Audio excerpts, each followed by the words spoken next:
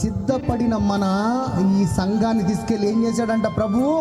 ప్రధానం చేశాడంట.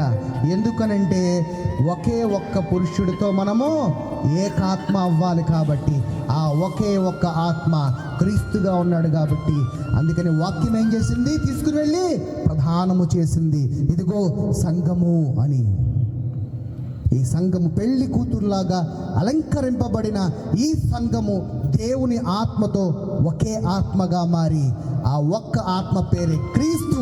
అందుకని మన పేరు క్రీస్తుగా దేవుడు ప్రకటిస్తున్నాడు. ఇది నువ్వు విశ్వసిస్తే ఈ రోజు నుంచే ప్రతి దాని మీద కూడా స్వతంత్రము నీకు. కానీ నువ్వేమనుకుంటావు తెలుసా? నేను క్రీస్తునేంటి, నేను పాపిని అనుకుంటావు. ఏమనుకుంటాం మనం? అందరూ ఇది అనుకుంటారు కదా, పాపి పాపి పాపి పాపి పాపి. ఇంకెప్పుడు మనం మరి పరిశుద్ధులు అవుతాం? ప్రతి నిమిషం ప్రతి సెకండ్ మన పాపంలో చేస్తూనే ఉంటాం. పాప